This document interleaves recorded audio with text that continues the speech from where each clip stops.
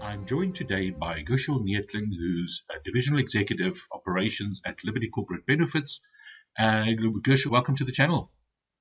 Thank you. Thank you for having me, Chris. How are you today? My pleasure. No, fantastic. Thank you. We've unpacked two pots from several angles before on this channel. You know, we've had the investments talk, we've had the actuarial guys contribute, we've had the legal guys, we've had everybody talk. The one missing link still is the operational angle. And I'd like you to discuss that with us and talk us through a little bit more from an operational preparedness perspective, you know, as an administrator. What are the things that one needs to look at, you know, what's happening in that side of things? Thank you. Thank you. Needless to say, we are all going a little bit potty at the moment. There is a lot to contend with. And I think we've been seeing a lot of articles from various organizations in the industry, and I think we're all in the same boat. We cannot underestimate the significance of this process that we are undergoing. It's the way we operate. We're changing the way we operate entirely. Before, we would pay a certain number of claims, and that only happens when the person resigns or retires or dies. And now we're expecting, well, not everybody, but as many as possible of our active membership base will now possibly come forward to come and claim their savings claim. And that's multiples. I think it's even double what we actually pay within a year, Chris. So if you can imagine, it's entirely changing the way we do things. Obviously, what doesn't help is we've had tight timelines in which to effect these changes. Yeah, we were going to go live March, and then it got changed, and then some of us actually started working on it, and then we needed to backtrack. And if anybody is familiar with the IT environment, this is no easy task at all. So the tight deadlines, we have a massive team that's busy working at this. Hard at it. We have daily, weekly, monthly sessions, all to make sure that we can be ready for this onslaught. But for me, the bigger challenge and the bigger worry is the fact that our members, the unknown, because we have seen that members really don't understand what this means. Members, we've got different information going out there. Obviously, our politicians had a role to play at some point. Yep. And people are hearing all about, I can get extra money. And the other day, I was sitting in the canteen, and the one of the ladies working there was talking to a friend, and they were conversing, I think, in Zulu.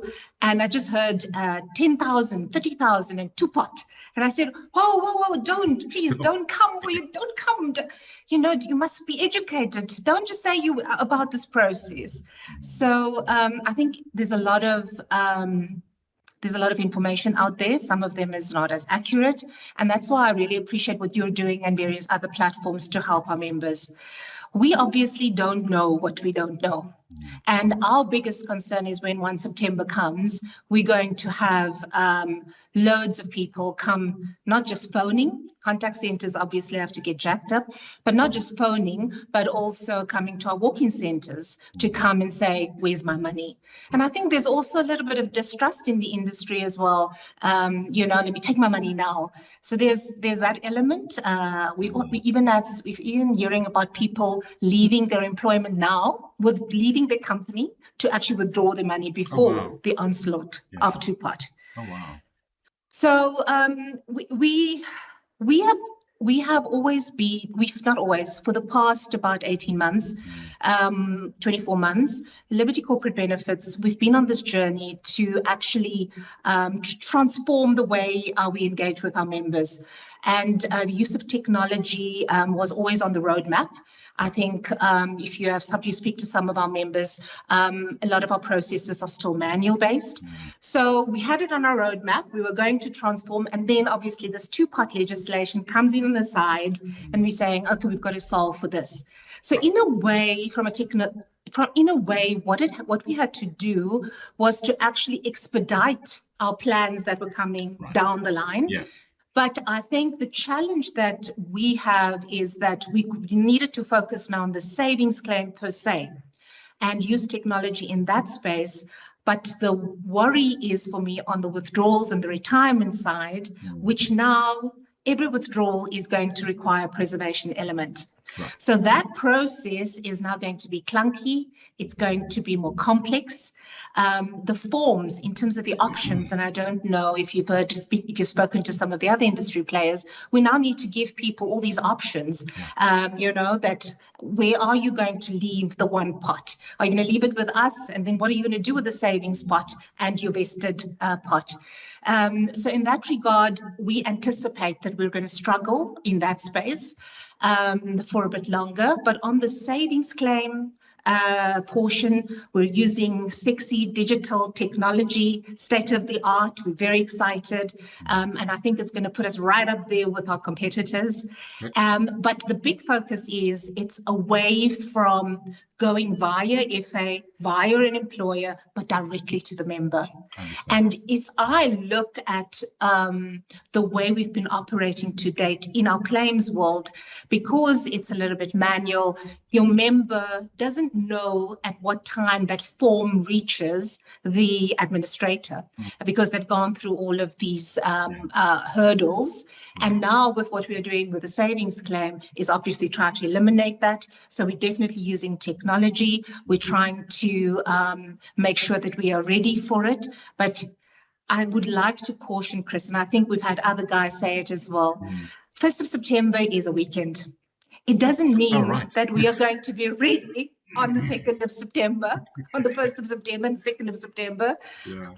And we've got a lot that we've got to get through. So there's definitely a real risk that we will still be testing, where there will be a real risk that we are still going to have bugs. It's an onerous job that we have at hand. And but we've got all hands on deck and trying our best to be ready. Fantastic. Yeah, by the sounds of it, obviously there's a massive systems impact, there's a massive people impact, methodology and all of that. So it sounds like you guys are ready for it.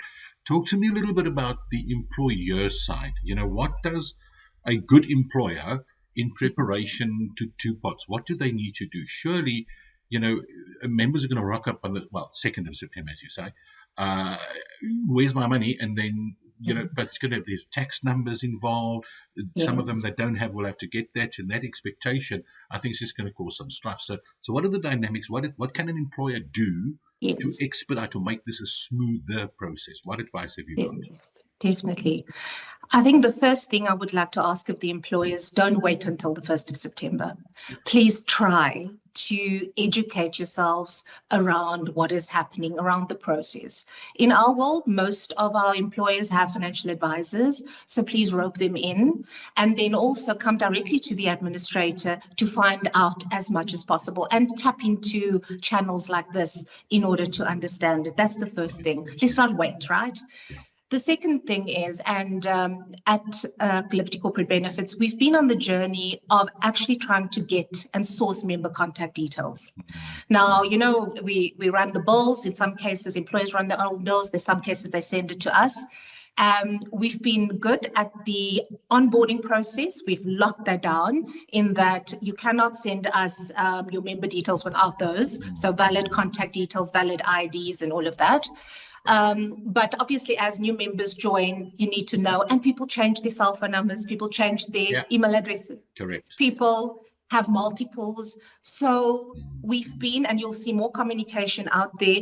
Please try to ensure that you update those details when you submit it through to your administrator. We talked about we want to use digital and technology, Chris. That is dependent. It's critical for this kind of process. And then this way we sometimes, and as we were looking at our data, we sometimes underestimate and forgot about this.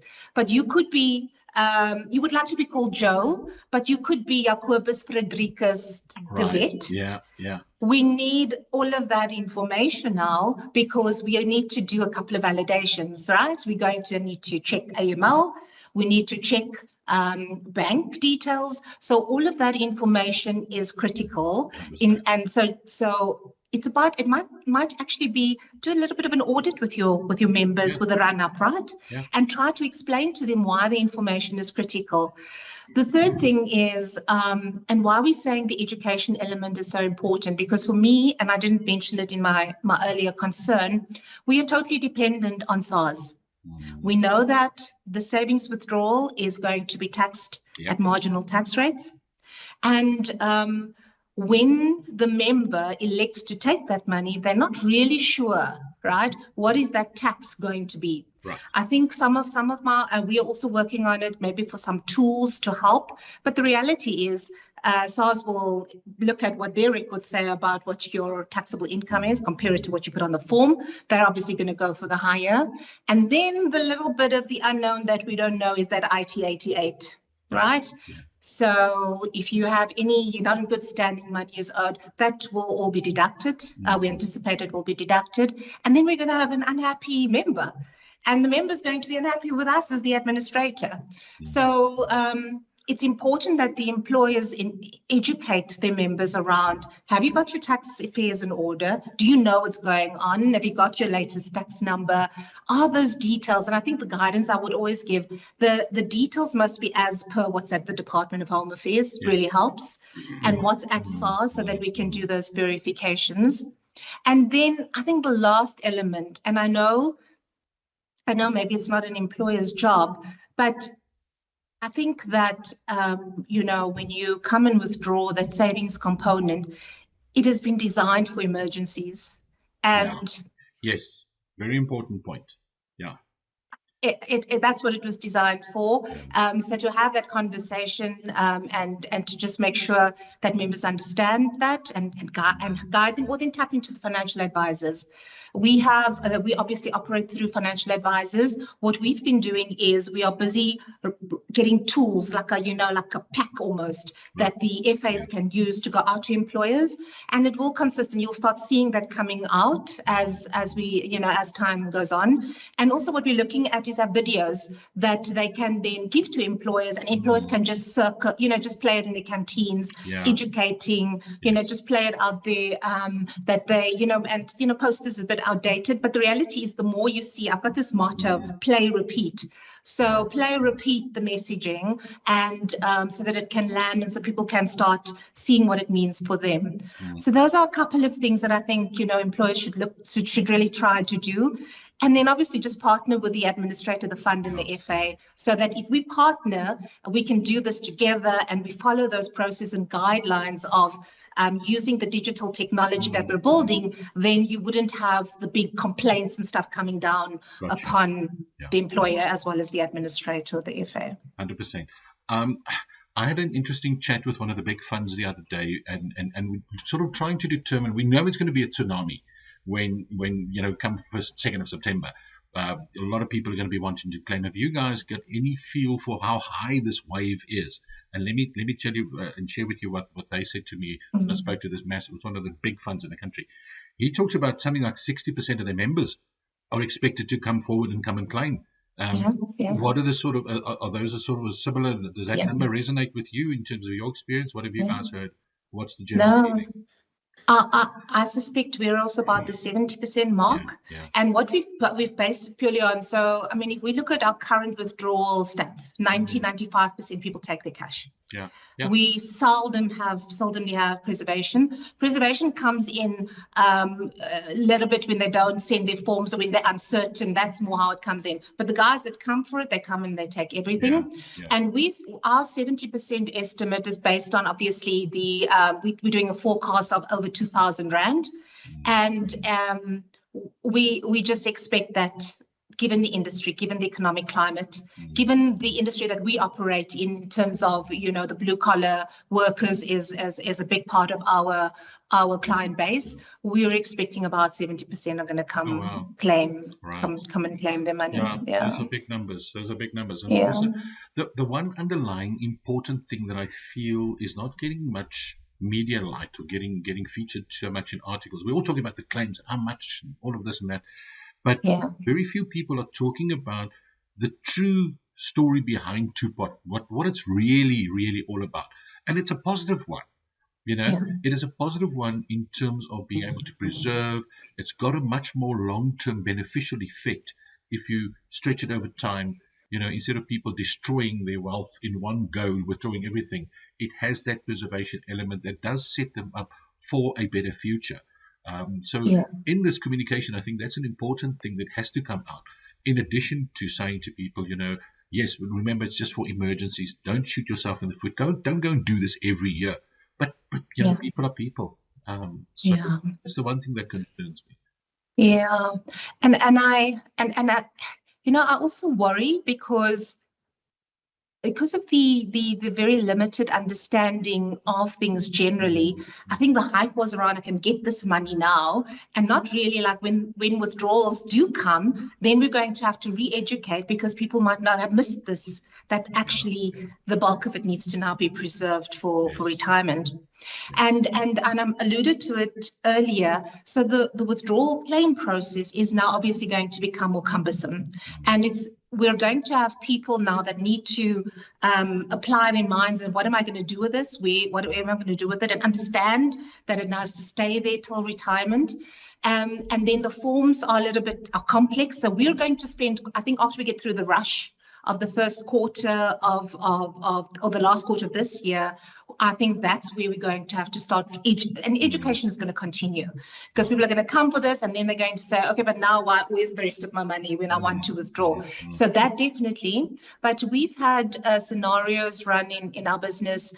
It's going to be a fundamental shift, I think, for the industry and for members generally. It's going to take a while, but to actually have then something in the kitty when they actually do retire and thus take the burden off of the state in terms of financial support. I agree with you. I don't think that message has fully landed. I don't think people have full appreciation of it. And us within the administration is trying to figure out how to educate through a simple claim form, a simple process of trying to get their cash. And we also forecasting they're probably just going to come for the cash that they can take and then just say, oh, okay, you decide, or just put it in the default. I suspect that's going to happen as well. But you're very right. It's something that has been downplayed because it's later. So if I look at the temperature gauge, I mean, we try and put a number to a readiness number. In your view, it sounds like you guys obviously seem to have all the hatches battened down, and you're ready for a lot of the stuff that's on its way. If you were to gauge our industry, and maybe it's an unfair question, but how ready do you think we are as a whole? Is 1 September or 2 September, is it going to be okay, or what's your sort of feeling? Are we in for big drama? What's your general consensus on that? Sure. I, as I mentioned earlier, I think all the big administrators are trying to deal with the same thing about having to change their systems, changing the way they operate. It's a massive task. It's a massive, and if you look at also like the Sanlams and all of that, we have old systems. You don't just turn the button on. It's a process. There's testing. So I expect that as an industry, we're going to have hiccups first week, second week, into September, early in September, and thus the communication strategy that has to come out to communicate and to educate and to try and share with members and employers is key and critical. I think also because I've been saying it within our business. We cannot also, there's always a manual process, right, Chris? Everywhere, there's always a manual process. We know, given society generally, not everybody has a cell phone or electronic device or something to that effect. But we also do know that if a lot of people do, and historically, because it's used to, okay, there's a form, I can write it out, and a financial advisor would just say, okay, let's get the form in. That is going to be the wrong answer. I think that if we have hiccups, if we have challenges first week, second week, etc., through communication, we will educate and we will tell people. But patience is what I ask for of members in the industry generally. Patience because when we get the digital solution running and up and running, it's going to be phenomenal. It's going to be much quicker. It's going to be much more seamless. And, people wouldn't feel frustrated when they do submit a claim in that regard. So I'd say we're tracking well. I think we're all working very hard at it, but there's no need for people to rush on the 2nd of September. Take a breather, wait to see the value. Make sure you know all the facts. 100%. Give us some time, phone us, and we can talk you through it. But there's no need to rush. The money will be there. It's safe. If you come a month later, it's still there. You would still have access to it. So there's no need to rush it, and a little bit of patience. Yeah, and proactivity, I think, will also go a long way. From everybody around the table, employers, everybody included, to get those tax numbers and get all the details and everything. So there's a lot that we can do before the time to make our collective lives easier. And we would certainly like to encourage people to do that. It's been an absolute pleasure having you on. Thank you very much. I'd love to circle back maybe in a couple of months' time or a couple of weeks' time. We're not far away, we literally, it's on our doorstep. And maybe just check the pulse again a little bit and see where we're at. So it's been fantastic chatting to you, and certainly look forward to that. It's been awesome. Thank you very much for the opportunity. Absolute pleasure. Go well. Bye-bye. Thanks.